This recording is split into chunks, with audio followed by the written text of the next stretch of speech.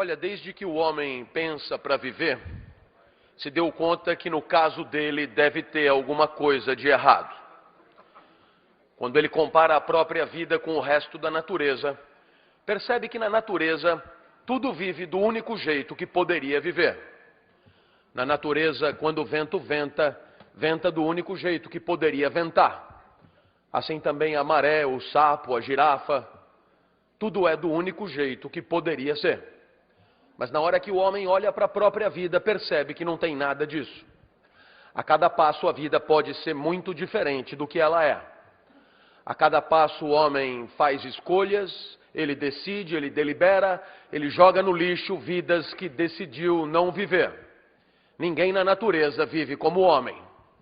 Seria esquisitíssimo uma pera grudada na pereira decidir não cair. Está chovendo hoje, eu vou me sujar todo, é melhor deixar para cair amanhã. E a pereira é também esquizofrênica, diz, é melhor cair hoje, amanhã você vai se esborrachar, vai estar madura demais. E a pera diz, eu não quero cair, vão acabar me comendo, deixa eu ficar aqui. E essa é a história da pera que apodreceu na pereira. Você ouve e diz, essa história é ridícula, coisa de filósofo, pera quando tem que cair, cai e acabou.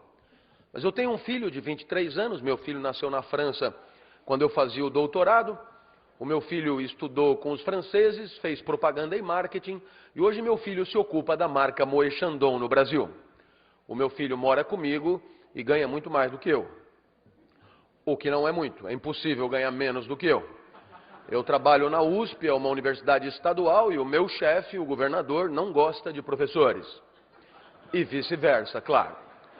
Então, às vezes eu olho para o meu filho... Obrigado. Às vezes eu olho para o meu filho e eu me pergunto, será que ele não vai sair daqui algum dia? Não. Eu tenho tantos planos para o quarto dele. Toda vez que ele vem falar comigo sobre a vida, no entanto, ele me diz o contrário do que eu acho que finalmente ele vai anunciar. Como eu sou feliz de morar aqui com você. O meu filho é uma pera que apodrecerá na pereira. As veleidades eróticas que na idade dele já tinham feito que eu saísse de casa, o meu filho as tem em casa mesmo. Outro dia, era domingo, eu acordei cedo, fui tomar água, eram umas 5 horas, e eu vi que tinha alguém na cozinha. Abri a porta devagar para não ser visto, era uma jovem de camiseta, só de camiseta, e ela fritava ovos.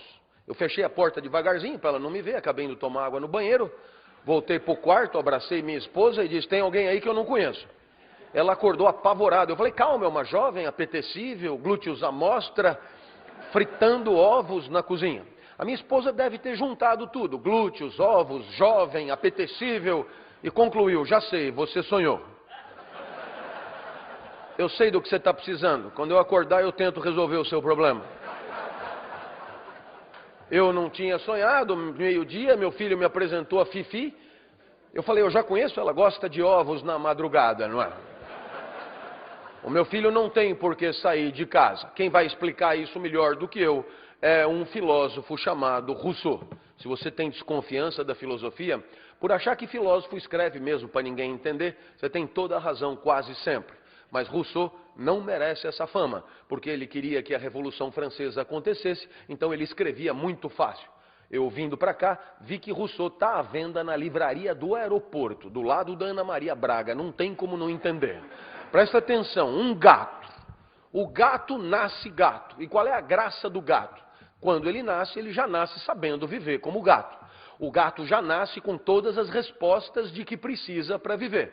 Então o gato não inventa, não cria, não improvisa, não inova, não empreende. Quem tem gato sabe, gato é irritantemente gato.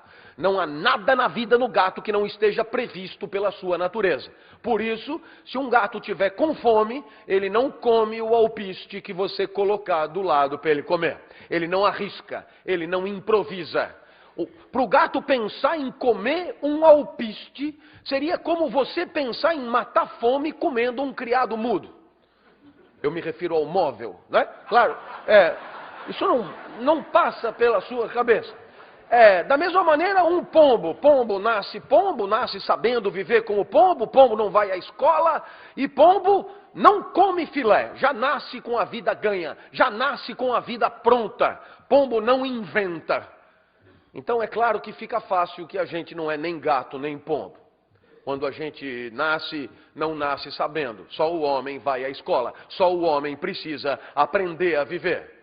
No caso do homem, a natureza é insuficiente, o instinto é pobre e a vida é complexa. Cabe ao homem ir além da sua natureza. É o único jargão que Rousseau usa. No lugar de ir além, ele fala transcender. O homem transcende a sua natureza. Então ele inventa, ele cria, ele improvisa, ele inova, ele empreende. Por quê? Porque no caso dele, a vida não está pronta. No caso dele, é claro, é preciso ir além.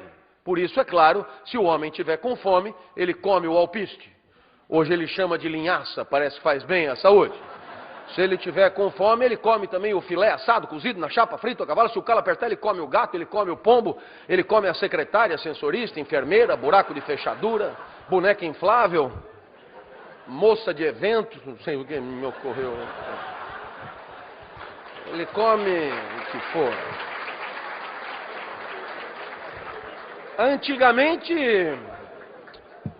Antigamente se dizia que o céu é o limite, mas o homem já furou o céu há muito tempo, deixando claro que para ele não há limite. Alguém então poderia se dar conta, é o que Rousseau tenta explicar, que a liberdade para escolher o seu caminho é o grande traço distintivo do homem em relação ao resto da natureza. E por conta disso, o homem sempre se considerou superior a tudo. As frases não mentem. Estamos a meio caminho entre os animais e Deus. Somos feitos à imagem e semelhança de Deus. Somos filhos de Deus. O que mais você quer? O homem sempre se achou infinitamente superior ao resto da natureza por conta da suposta liberdade, uma espécie de privilégio de escolher o seu caminho, de escolher a melhor forma de viver e, por que não, de conviver também.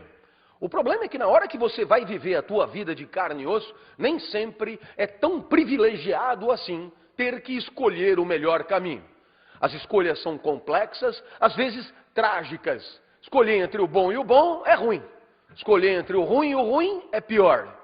A única escolha confortável é entre o bom e o ruim, mas essa não é uma verdadeira escolha. Então, na hora de viver, a complexidade é grande, na hora de viver as escolhas são dramáticas, na hora de viver fica fácil perceber que essa liberdade nem sempre é um privilégio. Talvez sejamos mesmo condenados a ser livres. Ora, como é que a gente faz para escolher? Escolher implica atribuir valor às possibilidades. E como é que eu faço para atribuir valor às possibilidades de vida? Talvez a gente pudesse recorrer a um exemplo que todo mundo já conhece. O professor dá nota 8 a um aluno. E 8 é o valor da prova. O que o professor fez para atribuir 8? Ele comparou a prova do aluno com o gabarito, com uma referência, com a prova nota 10. Fica fácil perceber que para atribuir nota 8 ao aluno é preciso comparar com alguma coisa. E naturalmente, como o professor aplica o mesmo gabarito para todas as provas, ele descobre rapidinho qual é a melhor prova, qual é a pior prova. Como seria fácil se fosse assim? E por que não é assim na hora de viver? Porque os gabaritos são muitos. E o que é pior, são contraditórios entre si. É o que Edgar Morin chama de valores complexos. Na verdade, as referências para a vida são tantas e tão contraditórias que, dependendo do valor que você escolher para viver, a resposta certa da vida será uma ou a sua contrária. Tão fácil perceber. O primeiro valor do exército, está no banner do exército, é a disciplina. Então, claro, na hora de você viver lá dentro, a resposta certa é a vida mais disciplinada possível. Assim, quando a corneta toca às 5 da manhã, pode até passar pela tua cabeça tirar um cochilinho suplementar. Mas você sabe que é melhor levantar. A disciplina é a resposta. Agora, eu sou de uma cidade do interior chamada Serra Negra. Lá tem um asilo que eu ajudo e lá tem um banner que fui eu que fiz. Valores. E o primeiro valor é o repouso. Lá, se alguma corneta toca, os velhinhos sabem que podem continuar dormindo. É melhor que descansem. Viu só? A disciplina manda levantar, o repouso manda continuar dormindo. E nesse momento alguém poderia levantar a mão, se não fosse tão constrangedor, e perguntar o que é óbvio, o que é melhor, a disciplina ou o repouso? Qual é a resposta certa? E esse talvez seja o momento para fazer um esclarecimento. Um professor de ética é o contrário de um guru. Um guru é aquele que vem, sabe-se lá de onde, sempre revestido de grande legitimidade, capital simbólico, e traz no bolso do paletó as respostas certas para a vida. Faça isso e se dê bem. O papel de um professor como eu é de mostrar que talvez essas respostas sejam todas problematizáveis, que talvez o problema seja seu. Talvez a vida e a liberdade seja o teu grande patrimônio, e eu não tenho por que decidir no teu lugar. Entre disciplina e repouso, o problema é teu. Pô, o senhor veio até aqui para dizer que o problema é meu? Pois é, eu acho que se eu tivesse respostas de guru, a minha palestra valeria muito mais do que vale. Mas eu prefiro assim, com humildade, mandar a bola para você. Que tal assumir a responsabilidade de dirigir a própria vida de vez em quando, pelo menos? É claro que a incerteza pairará, sempre. A minha mãe me ensinou a confiar nos mais velhos, porque confiança é um jeito de viver, é um jeito de conviver, é uma referência para a convivência. Aliás, uma baita referência, né? Quem confia faz o quê? A definição, ela tem 11 séculos, né? Ela é de Tomás de Aquino, na Suma Teológica, o dobro da idade do Brasil. Uma definição que ainda é impecável. Quem confia tem certeza sobre coisas que não pode verificar. Claro que Tomás de Aquino devia estar pensando em Deus. Você tem certeza que ele existe, muito embora não possa verificar na hora que você quiser. Mas claro também que para a gente conviver bem, a gente precisa confiar em outras coisas além de Deus. Por exemplo, nos outros, no que eles dizem, no que eles fazem. Eu fui apresentado aqui como professor da Escola de Comunicações e Artes da USP e ninguém me pediu o meu título. Eu falei que sou doutor em Direito em Paris, ninguém pediu o diploma. Eu falei aqui que represento o Brasil na Unesco, ninguém pediu a credencial. Você confia, não vai verificar. O cliente de um banco entra no banco, deposita o seu dinheiro, investe o dinheiro que sobrou. Risco que nós professores não corremos, nunca sobe. Mas você deve sobrar. Você entra e investe o seu dinheiro. Você não pode ver aquele dinheiro toda hora, na hora que você quer. Você confia, extrato igual dinheiro. Peguei o avião hoje de manhã para vir para cá. Não sei se isso acontece com você ou é só comigo. Mas eu sempre olho para um avião e me pergunto, isso não tem por que voar. Sobretudo quando ele está no chão ali parado, você vai subir a escadinha, não tem por que voar. No entanto, eu entrei no avião assim mesmo. Eu não chequei as turbinas, eu não pedi diploma de pilotagem para o comandante, eu não nada, eu sentei, approchei, ele falou daqui 2 horas vamos chegar em Salvador. E eu confiei, porque não tem o que fazer. Mas é gozado. Fica óbvio que sem confiança a convivência é problemática. Mas a mesma mãe que me ensinou a confiar, me ensinou também a não aceitar nada de estranhos na rua quando eu ia criança para a escola. Ela me dizia, não fale com ninguém na rua, não aceite nada de estranhos. E naturalmente, a minha mãe também me ensinou a desconfiar. Porque desconfiança também é um jeito de viver. Valores complexos, confiança e desconfiança. Os dois a serviço da convivência. Professor, qual que é melhor? Eu já expliquei que o problema é seu. Pelo que o senhor falou, é melhor confiar. Eu não me lembro de ter falado nada disso. Não me tome por um tirano qualquer. Se o problema é seu, o problema é seu. A desconfiança também é bem legal. Afinal, quantos chifres você teria evitado se tivesse desconfiado mais? Quanto roedor de corda, quanto canalha, quanto vagabundo, quanto mentiroso, quanto ladrão, quanta gente que te rouba sistematicamente. Então, claro, a desconfiança ajuda a conviver, tanto quanto a confiança. Claro que a incerteza paira. E junto com essa incerteza, um sentimento típico de quem é livre para escolher a própria vida. Esse sentimento, desde Kierkegaard, a gente chama de angústia. A angústia te acompanhará. Professor, não é motivacional a palestra? Estava escrito no programa, palestra motivacional. A angústia te acompanhará. Porque a angústia acompanha todo mundo que tem que fazer alguma coisa com a vida e com a convivência e não sabe bem o quê. Por quê? Porque os valores são complicados, porque não há mesmo grandes certezas sobre o melhor jeito de viver e de conviver. E quando eu disse que a angústia te acompanhará, uma jovem, minha aluna, levantou o braço. Eu achei até que ela fosse polemizar. Eu achei até que ela fosse me dizer que a vida é bela e que eu era um fulano triste e que, mas para minha surpresa nada disso. Ela agradeceu pelo conceito. Obrigado pelo conceito de angústia, professor. É um sentimento que eu sempre senti, só me faltava o nome. Eu não sei nem se eu devia estar fazendo esse curso. Eu me pergunto o tempo inteiro, eu acho que eu sempre escolho errado. A angústia sempre me acompanhou. Eu sou mesmo angustiada. Obrigado pelo conceito de angústia. Achei esquisito. Jovem de capital estético elevado, tinha tudo para ter uma visão mais ingênua da vida, já entrou ali na universidade pública, não tem que pagar curso, não tem que nada, vai sair empregada provavelmente, aluna de jornalismo, tinha tudo para ter uma visão mais ingênua da vida, mas ela garantia a angústia sempre me acompanhou. Então eu desconfiei dela e pedi um exemplo. Professor, o meu namorado estuda engenharia aqui na frente, escola politécnica, ele faz mecatrônica. O senhor pode imaginar o tipinho, mas eu gosto dele. Agora em Corpus Christi, a gente não tem aula, é semana do saco cheio, e a gente aproveita para fazer o JUCA, Jogos Universitários de Comunicação, lá em Avaré. E eu falei, vem comigo, vamos divertir, vamos descansar, desopila um pouco, larga disso. E ele não pôde ir. Estava fazendo um robô, estava terminando um robô, faltavam só 2 antenas assim para o robô ficar pronto, sem as antenas o robô não funciona. Vai você. Quando eu cheguei lá em Avaré, me dei conta rapidamente que o esporte era um pretexto muito sem vergonha daquele encontro. Não diga o que as pessoas estavam fazendo, sacanagem, professor. O que é exatamente sacanagem? É sexo, professor.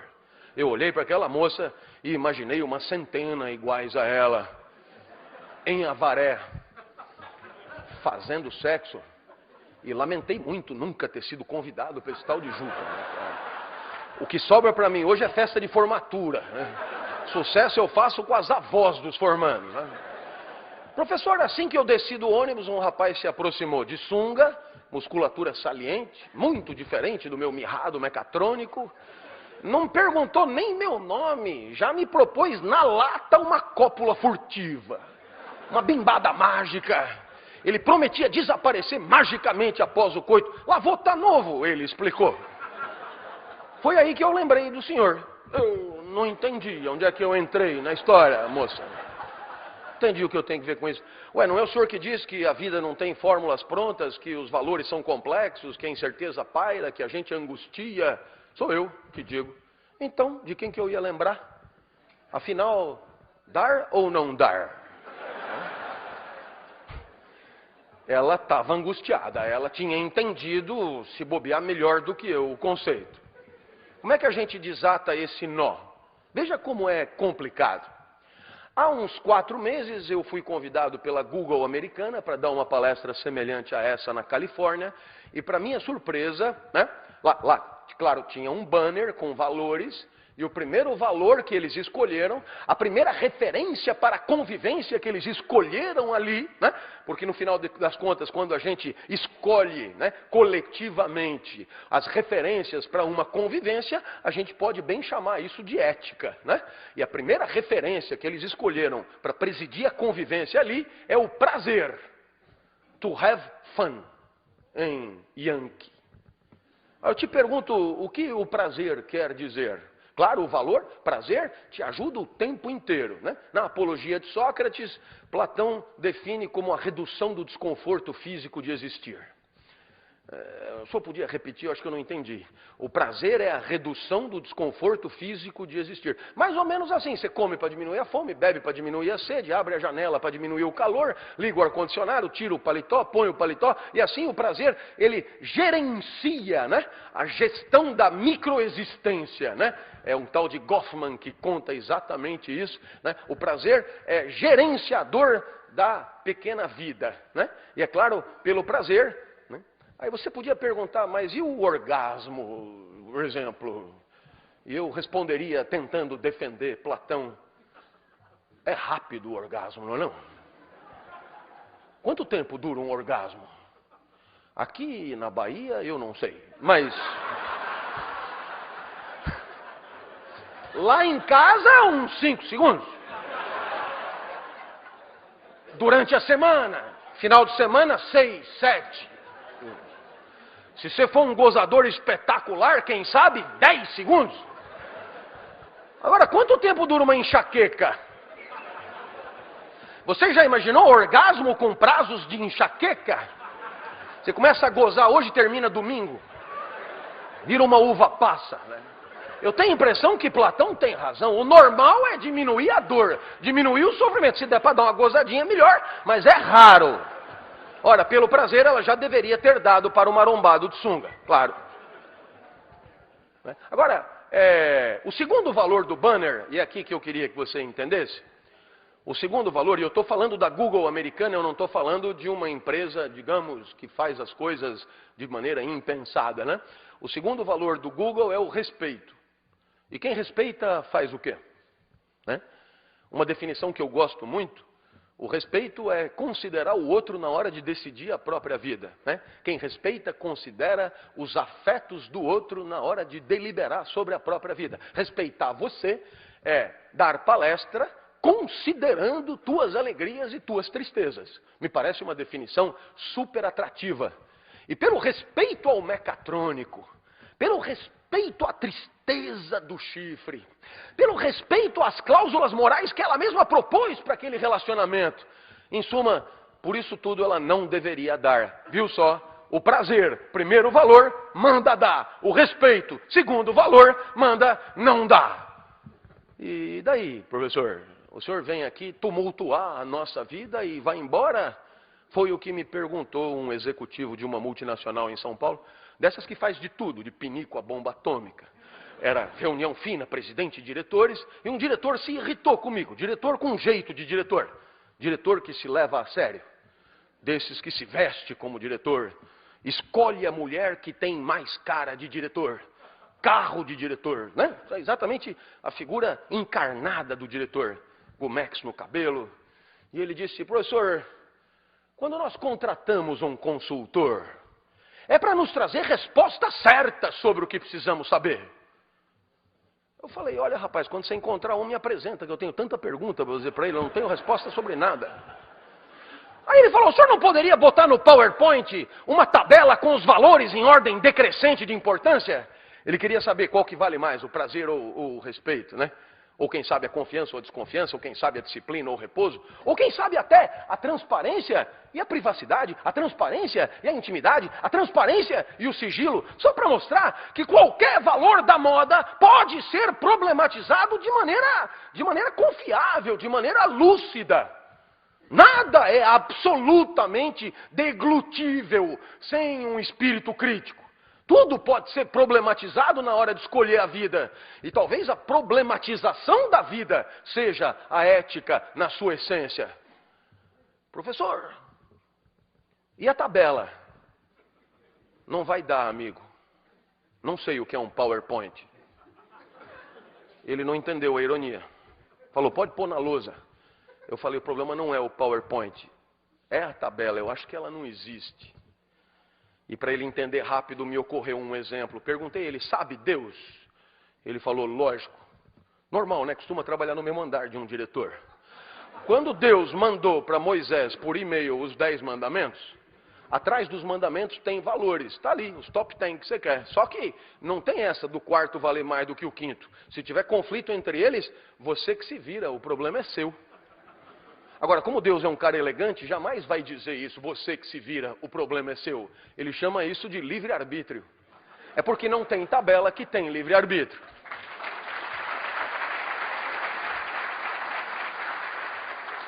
O diretor ficou enfurecido. Desse jeito eu nunca vou ter certeza da melhor estratégia. Falei, vá. Como é que eu faço para acertar sempre, professor? Falei, foda-se um pouco, rapaz. Estou me fudendo desde que nasci, como é que você quer acertar sempre? Mas ele não tem culpa, eu acho.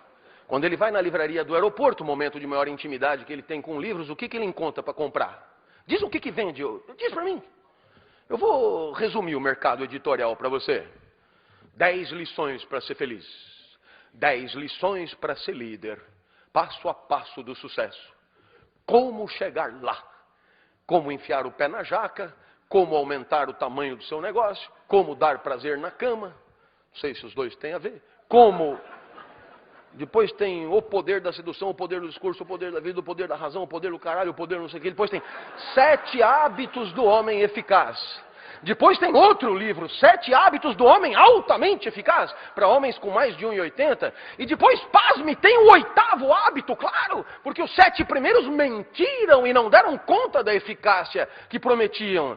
Se fossem só 7 hábitos garantidores de eficácia, seja lá para quem for, não haveria necessidade do 8º. Mas não, você continua comprando. E por que será?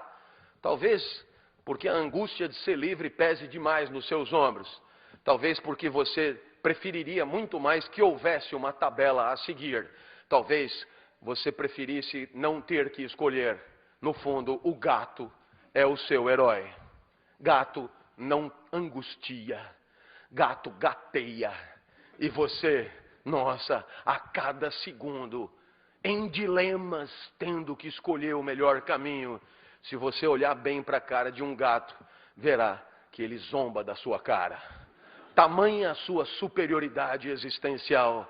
Gato não tem dúvidas, leva o seu caminho de forma única, como quer o executivo. Isso me faz lembrar do Muricy.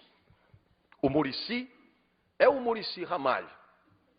Já treinou clubes importantes, tem estado em decadência e agora se ocupa de clubes de importância regional só.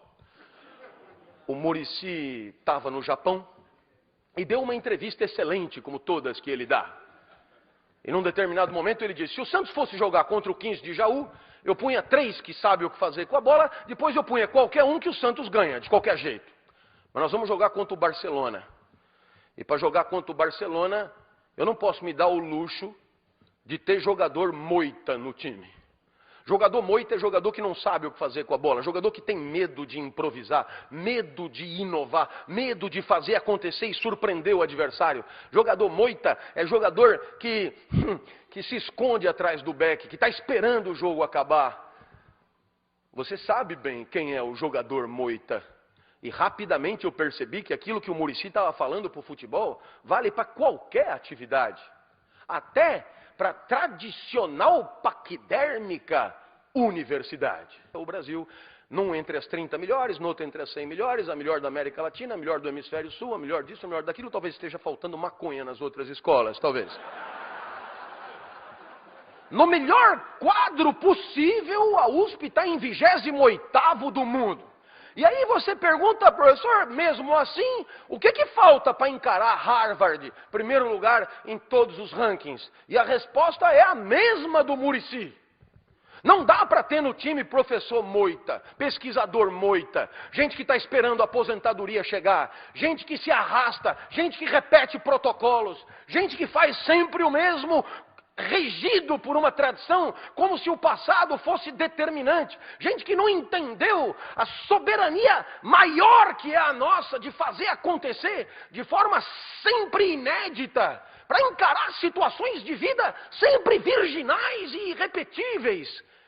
Talvez por isso seja difícil, porque o que mais tem ali é moita.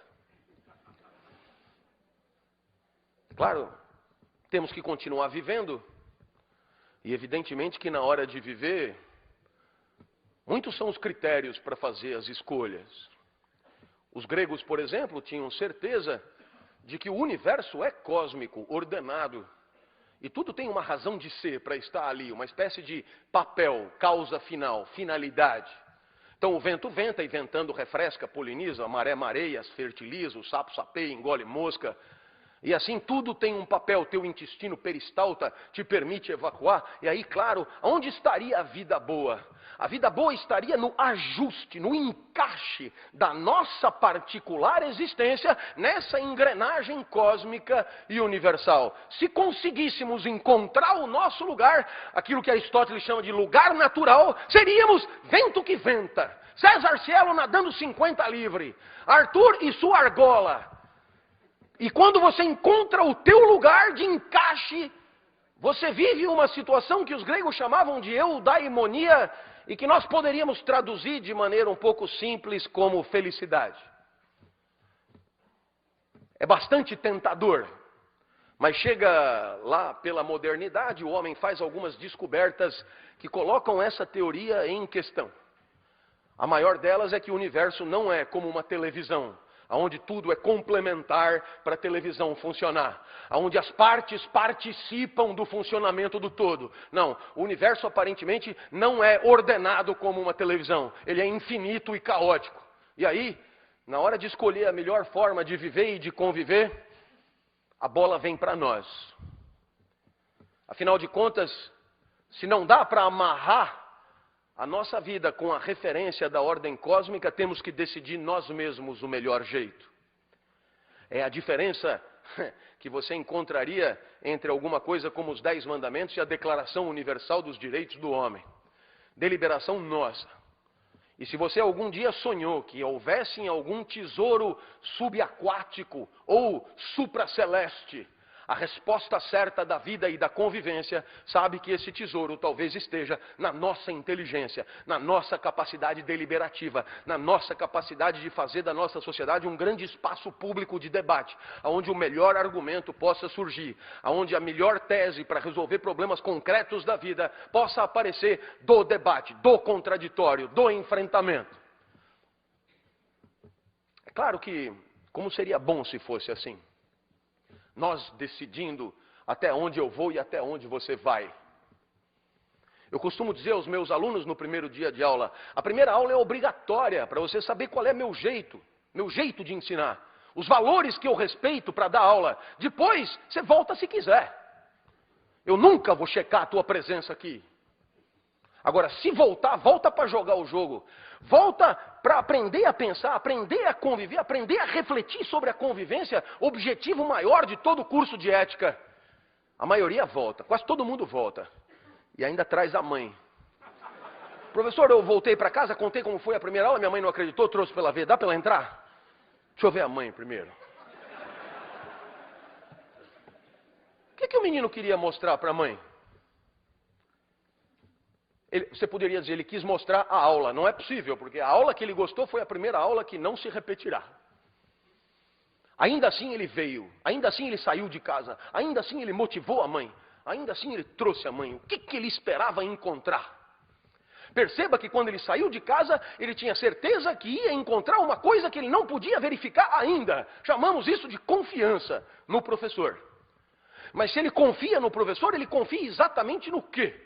O que poderia permanecer da primeira para a segunda aula? Você sabe que os franceses chamam sustentabilidade de durabilité. Eu acho essa tradução ótima, essa inversão. É ótima porque durabilité ajuda você a entender que no final das contas, num mundo onde só se fala em inovação, sustentabilidade tem a ver com alguma conservação. Agora, nem tudo que devemos conservar, nem tudo que existe deve ser conservado. Mas no caso em questão, o que o menino esperava que fosse permanecer da primeira para a segunda aula? Talvez os valores do professor. O jeito do professor ensinar. Eu tenho 3 valores no meu banner. Energia, como você está vendo. Exemplos do cotidiano, como você está vendo. E palavrão, como você está vendo. Não dá nenhum banner. São esses 3. Se gostou, volta. Se não gostou, pode aprender ética em qualquer lugar, ler nos livros, procurar os professores, etc. Não precisa voltar. Mas o menino trouxe a mãe. E cada vez que eu me exaltava, ele cutucava a mãe. Olha, tá vendo? Eu falei para você. E os dois encontraram o que vieram encontrar. E tem que me agradecer. Afinal de contas, a confiança no professor é o resultado da fidelidade que o professor tem aos seus próprios valores. E isso você poderia aprender, porque isso é muito legal. Afinal de contas, fala-se tanto em confiança, sem perceber, que confiarão em nós na exata medida em que formos dignos desta confiança, quer dizer, costumemos respeitar, ser fiéis aos valores que são os nossos. Então, a cada aula, vai se construindo uma relação de confiança a partir do quê? A partir da fidelidade recíproca aos próprios valores. É claro que é tentador ser infiel.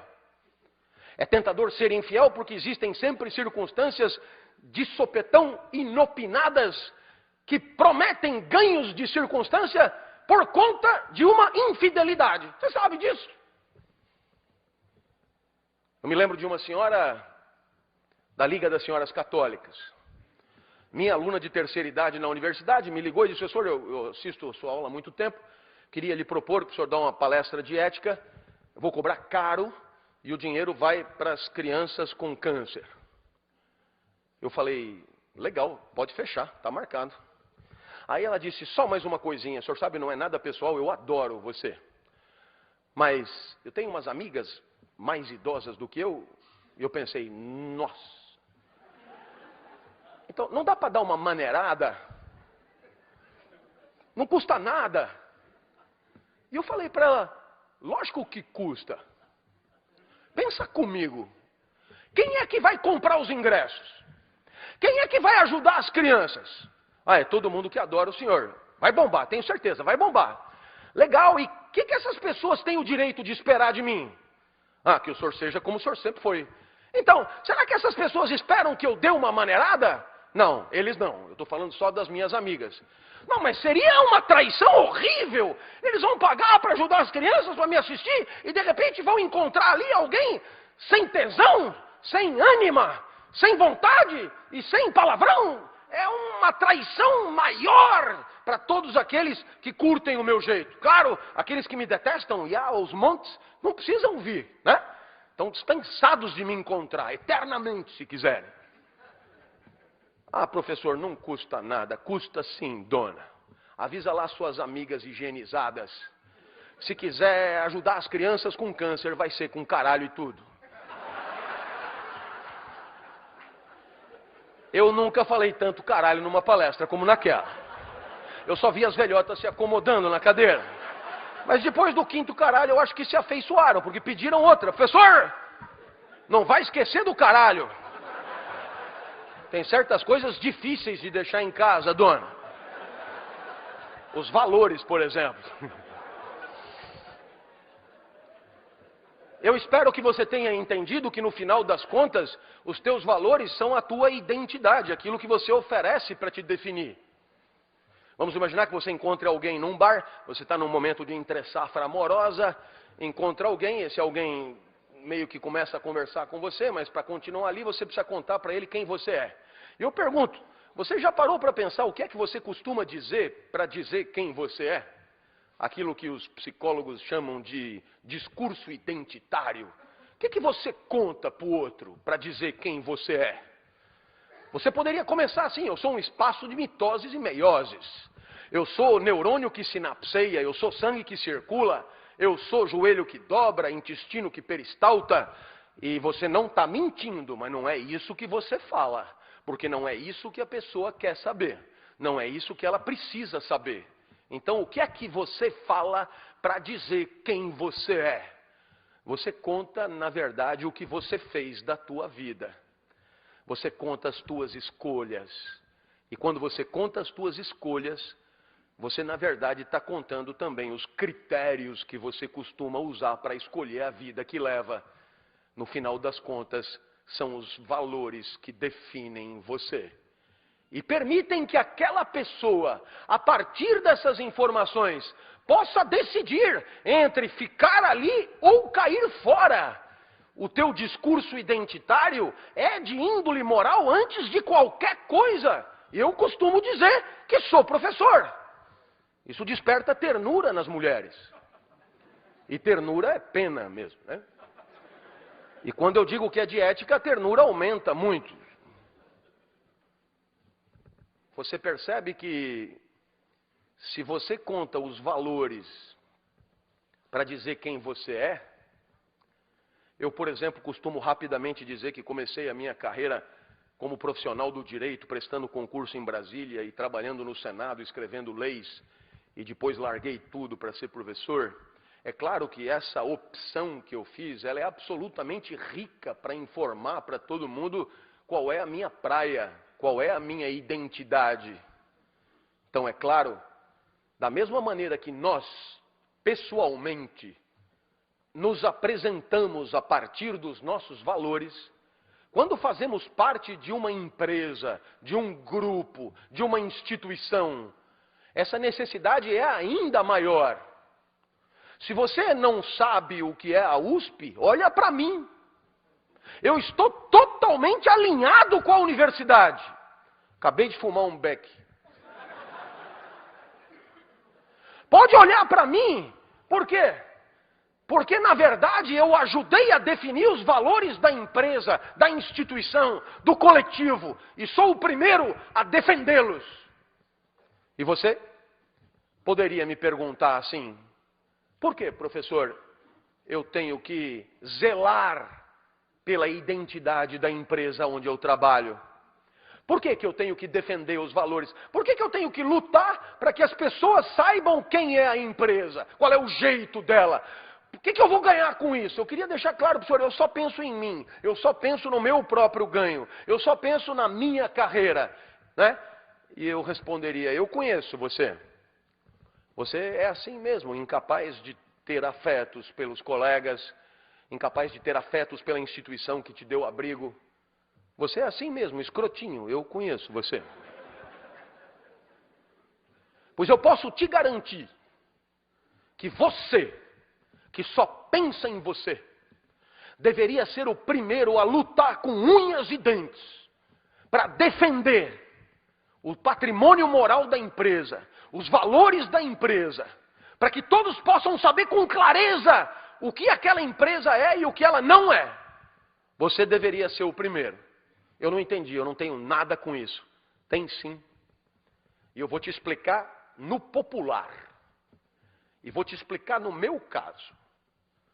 Quanto mais as pessoas acharem que a USP é do caralho, vão achar que eu sou do caralho também, porque dou aula lá, não é? Ah, é, no seu caso sim. Então, escrotinho, no seu caso também. Porque você conta o lugar aonde trabalha entre as 3 primeiras coisas que você diz num bar, para te definir. Você percebe que quanto mais o lugar aonde você trabalha for confiável, prestigioso, glorificado, aplaudido, reverenciado, mais você que trabalha lá e só pensa em você vai ganhar com isso. O senhor tem razão. Agora eu pergunto para o senhor: o que eu ganho no final das contas? Por que defender a ética com unhas e dentes? Meus amigos, a ética não vale por ela mesma.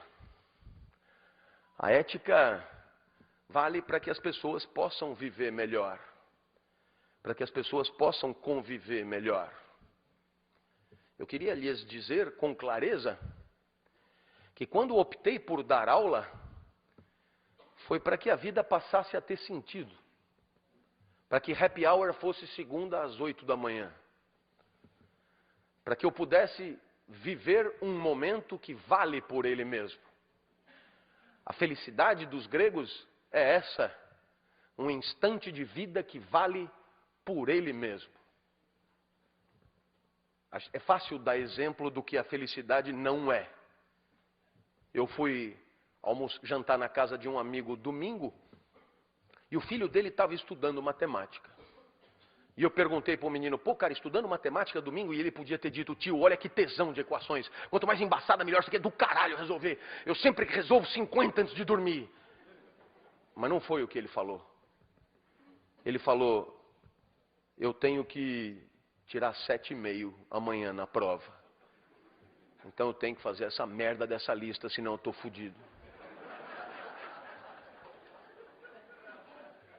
E aí você podia pensar: se ele vendeu domingo por causa de segunda na prova, ele vai exultar, ele vai delirar na prova.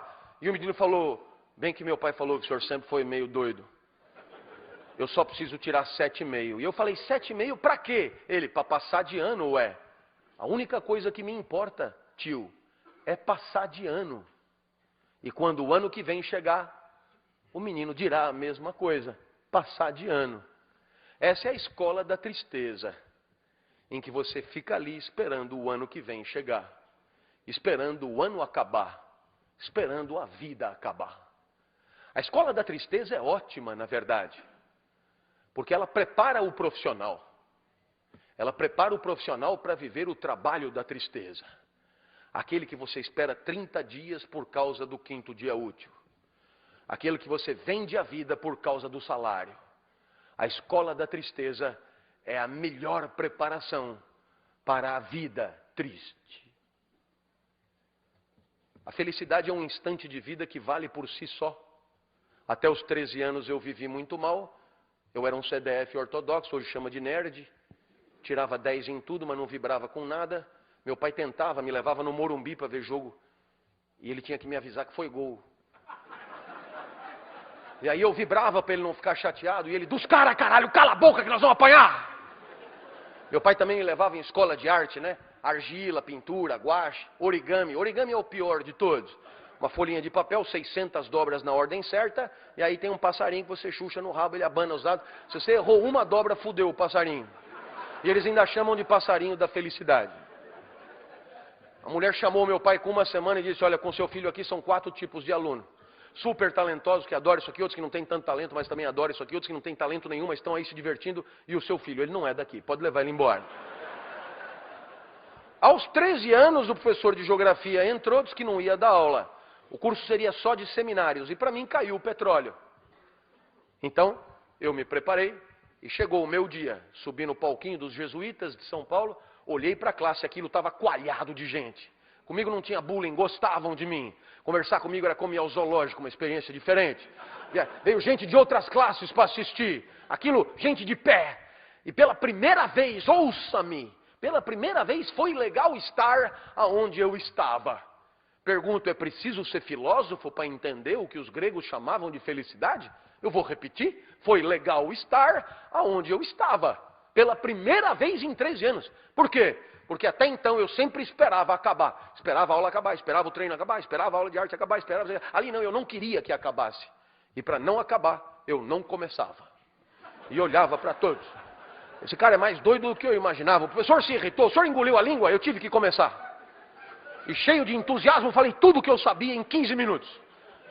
E um amigo levantou a mão e disse, professor, deixa ele continuar falando, é tão legal o jeito que ele fala. E o professor disse, ele tem 50 minutos para falar, ele que fale. E a bola veio para mim. A bola do Muricy veio para mim. Quando a bola vem para você, e aí, velhinho, vai viver como? Você é livre, decide. Eu não sabia mais nada para dizer. Se eu fosse respeitar a geografia, eu tinha que dizer, eu não sei mais nada. Mas o meu corpo dizia, 13 anos e uma vida de merda, agora que tá do caralho, não sai daí. Mas eu não tenho mais nada para dizer, inventa qualquer porra, mas não sai daí. Então eu decidi inventar sobre o petróleo. Lembrei do meu pai. Meu pai nunca passou na porta de uma faculdade. Mas o meu pai dizia coisas que depois eu encontrei na mais sofisticada filosofia. Tem um filósofo chamado Nietzsche, que escreveu um livro dificílimo chamado Assim Falava Zaratustra. E o Zaratustra tem uma hora que ele diz mais ou menos assim. Leva o tempo que for para perceber qual é a tua praia. Leva o tempo que for para perceber qual é o teu lugar. Mas depois que você descobriu, não recue ante nenhum pretexto. E o meu pai dizia, para trás nem para pegar impulso. E sempre com carinho. Isso, aplaudir. E depois sempre com carinho, seu bosta. Eu lembrei do meu pai e comecei. Até aqui eu falei das diversas bacias petrolíferas pelo mundo, está no livro de vocês, eu não vou me estender. A partir de agora eu vou tratar de um outro tema mais fino, mais sofisticado, que é a qualidade do petróleo. Tem petróleo bom e tem petróleo que não presta. Anotem porque vai cair no vestibular. Eu olhei para trás e vi que o professor arriou os óculos, velho. Eu tive medo. Mas eu lembrei do meu pai. Seu bosta. Ali não podia mais voltar. Então eu me empertiguei mais e comecei. Todo mundo sabe que o melhor petróleo do mundo é o petróleo da Romênia. Começaram a anotar. Então eu me animei e disse do norte da Romênia, claro. Região da Sildávia, que eu tirei das aventuras de Tintim.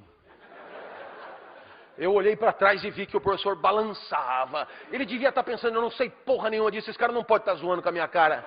Eu vi que era hora de quebrar ele, para aproveitar a fragilidade. Eu falei, o senhor sabia disso? Ele assustou e disse, não, não sabia. Eu falei, anota para aprender alguma coisa.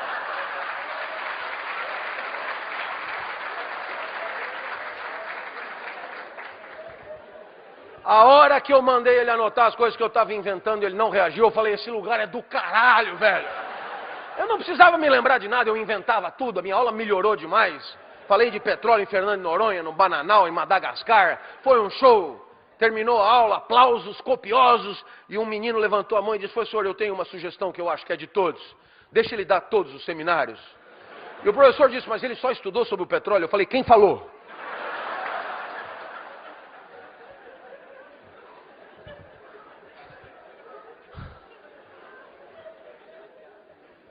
Eu saí dali correndo, fui encontrar o Fusca branco do meu pai.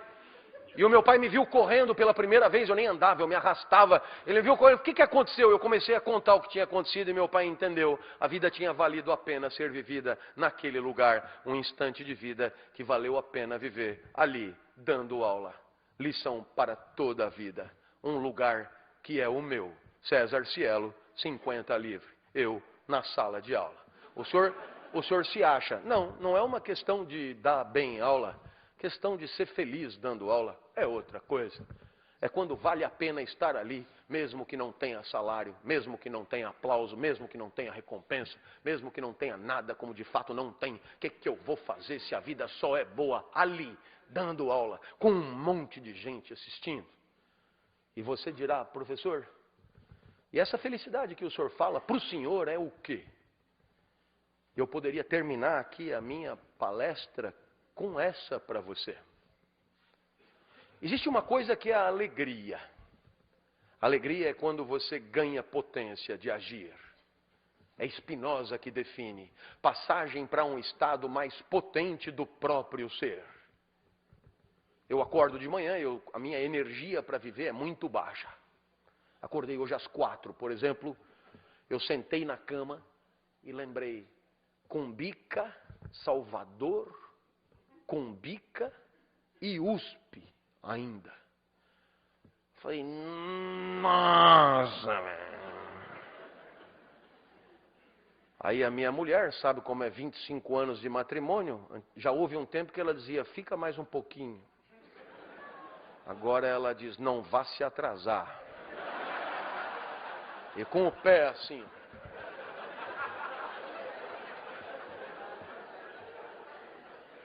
Fui no banheiro, tomei banho, melhorei um pouco, tomei um café, melhorei um pouco, saí, melhorei um pouco. E normalmente eu vou para a USP, quando eu chego na USP, eu adoro. Começa a chegar os alunos, eu adoro os alunos. E aí eu começo a dar aula e eu adoro a minha aula. Eu lamento te dizer isso. Parece um pouco arrogante, mas o que eu vou fazer? Eu adoro o meu jeito de falar. Eu poderia me ouvir eternamente. É impressionante como eu entendo quando eu explico. Então, às 10 horas da manhã, eu estou em cima da mesa gritando. E você perguntará, o que aconteceu entre 5 e 10 da manhã? Resposta de Spinoza, alegria, passagem para um estado mais potente do próprio ser. Do próprio ser. Claro que não é sempre assim. 10 horas da manhã, abre a porta, é a mulher do departamento, secretária, a mulher medonha. E ela diz, os outros professores estão reclamando que o senhor grita muito. Pergunto, para onde foi a minha potência de agir? A isso chamamos tristeza. Passagem para um estado menos potente do próprio ser. E eu espero que você tenha entendido. Você vai pelo mundo, tem coisas que te alegram, tem coisas que te entristecem. E a tua potência vai numa senoide subindo e descendo. Impossível só se alegrar. Ninguém consegue se alegrar com o gol do Brasil e com o gol da Holanda. Com o gol do Brasil e com o gol da Argentina. Não, a tristeza, obviamente, faz parte da vida. Para haver alegria, tem que haver tristeza. É óbvio que eu disse do próprio ser, porque não tem uma fórmula que dê para todos. E não tem uma fórmula que dê para você pro resto da vida. Porque amanhã você é outro e o que te alegrou hoje pode não te alegrar amanhã. Você vem pela estrada e para, vê lá rancho da pamonha, você está verde de fome, come a primeira pamonha, a pamonha te alegra fudidamente. Pamonha e você tudo a ver. Pamonha é do caralho, velho. Aí você comete um erro a não cometer, fazer da pamonha um ídolo, fazer da pamonha uma qualidade de vida, uma lição de autoajuda, e pede a segunda pamonha, já vai te alegrar menos. Porque o comedor da segunda pamonha já não é mais o comedor da primeira pamonha. Já tem menos fome, mais glicemia no sangue, etc. Mas você é fiel à pamonha, pede a terceira. Quando chega na 10ª, você tem que parar. A mesma pamonha que te alegrou vai te matar. Você, né, já virou um suco de milho, na verdade, teu sangue. O que vale para a pamonha vale para qualquer coisa, para o matrimônio, por exemplo. Quase sempre a lua de mel é a primeira pamonha. Depois de 5 anos você não aguenta mais comer pamonha. Aí você começa a querer comer um curauzinho. Mas se você achar que o curauzinho é a solução, tem dia que o curauzinho não tá bom. Talvez por isso a vida que vale a pena seja essa. Uma felicidade assim. Um instante de vida que você gostaria que durasse um pouco mais. Um instante de vida que você gostaria que não acabasse logo. Um instante de vida que você gostaria de repetir. Professor, o que um instante de vida tem que ter para ser feliz? Isso que eu estou te dizendo. E quem é que fala isso? Eu. Dessa vez não é nem Platão, nem Aristóteles, nem Nietzsche, nem Rousseau, sou eu. E o senhor quem é? Clóvis, muito prazer. É que eu não morri ainda, não virei clássico. Mas ainda assim, eu tenho o meu palpite para te dar. Se você quer saber se aquele instante está valendo a pena, pergunte-se se você gostaria que ele durasse um pouco mais. A vida é boa quando você torce para ela não acabar. Perceba que a maior parte do tempo a gente torce para acabar. Torce para o dia acabar, para poder chegar em casa, torce para a semana acabar, por causa do final de semana, torce para o mês acabar, por causa do 5º dia útil, torce para o ano acabar, por causa das festas e das férias. E sem perceber, a gente está torcendo para a vida passar rápido. A felicidade é o contrário disso. A felicidade é quando você gostaria que não passasse, é quando você lamenta o final do dia. É quando você lamenta o final de alguma coisa que você está fazendo. Como num filme argentino, você até esqueceu que está no cinema, e só se lembra que está no cinema quando o filme acaba e você lamenta muito de tão bom que era o filme, de tão feliz que você foi. Não era outra a pretensão para esse nosso encontro. Que pelo menos por um segundo eu tenha te surpreendido. Que pelo menos por um segundo, 10 minutos tenham passado e você não tenha se dado conta. Que pelo menos por um segundo você não tenha percebido que está tendo uma aula de filosofia há exatamente 1 hora. Que pelo menos por um segundo você tenha pensado em repetir isso. Torcido para durar um pouco mais, me mostrado para alguém que você ama na internet, ser meu aluno ou pelo menos me dar um abraço no final da palestra. E se alguma dessas coisas aconteceu, é porque você foi feliz por um segundo. E agora você já sabe o caminho. A vida vale a pena quando você torce para ela não acabar. Tomara tenha sido o caso. Eu te agradeço imensamente pela alegria, saio daqui muito melhor do que cheguei. Tomara eu tenha dado causa à tua felicidade em 1 segundo. Porque para nós, discípulos do pensador e do filósofo Cristo, ser causa da felicidade de alguém por 1 segundo é a única meta verdadeiramente digna de ser perseguida. Tomara eu tenha alcançado. Muito obrigado e até a próxima, se Deus quiser. Obrigado.